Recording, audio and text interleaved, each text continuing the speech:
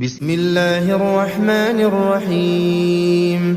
تبارك الذي بيده الملك وهو على كل شيء قدير، الذي خلق الموت والحياة ليبلوكم أيكم أحسن عملا وهو العزيز الغفور، الذي خلق 7 سماوات طباقا ما ترى في خلق الرحمن من تفاوت فارجع البصر هل ترى من فطور ثم ارجع البصر كرتين ينقلب إليك البصر خاسئا وهو حسير، ولقد زينا السماء الدنيا بمصابيح وجعلناها رجوما للشياطين وأعتدنا لهم عذاب السعير،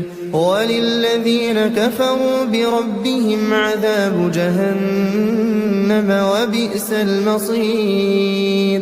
إذا ألقوا فيها سمعوا لها شهيقا وهي تفور تكاد تميز من الغيظ كلما ألقي فيها فوج سألهم خزنتها ألم يأتكم نذير؟ قالوا بلى قد جاءنا نذير فكذبنا وقلنا ما نزل الله من شيء إن أنتم إلا في ضلال كبير. وقالوا لو كنا نسمع أو نعقل ما كنا في أصحاب السعير، فاعترفوا بذنبهم فسحقا لأصحاب السعير. إن الذين يخشون ربهم بالغيب لهم مغفرة وأجر كبير. وأسروا قولكم أو اجهروا به إنه عليم بذات الصدور. ألا يعلم من خلق وهو اللطيف الخبير. هو الذي جعل لكم الأرض ذلولا فامشوا في مناكبها وكلوا من رزقه وإليه النشور. أأمنتم من في السماء أن يخسف بكم الأرض فإذا هي تمور أم أمنتم من في السماء أن يرسل عليكم حاصبا فستعلمون كيف نذير. ولقد كذب الذين من قبلهم فكيف كان نكير.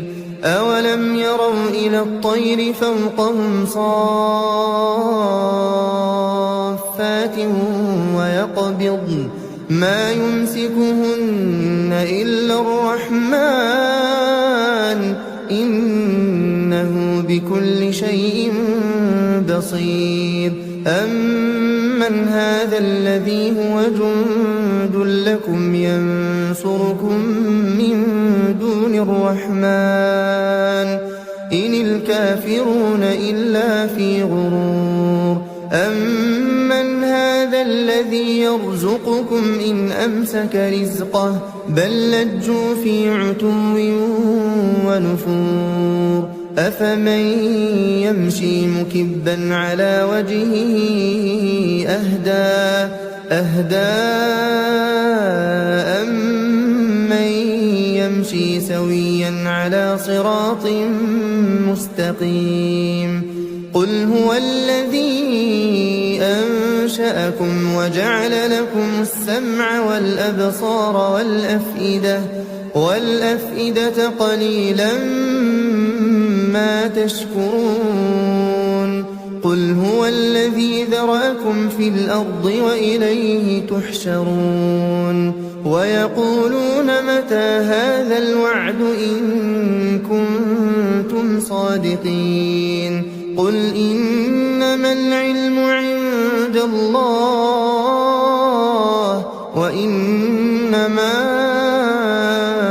أنا نذير مبين فلما رأوه زلفة سيئت وجوه الذين كفروا وقيل هذا الذي كنتم به تدعون قل أرأيتم إن أهلكني الله ومن معي أو رحمنا فمن يجير الكافرين من عذاب أليم قل هو الرحمن آمنا به وعليه توكلنا فستعلمون من هو في ضلال مبين قل أرأيتم إن أصبح ماؤكم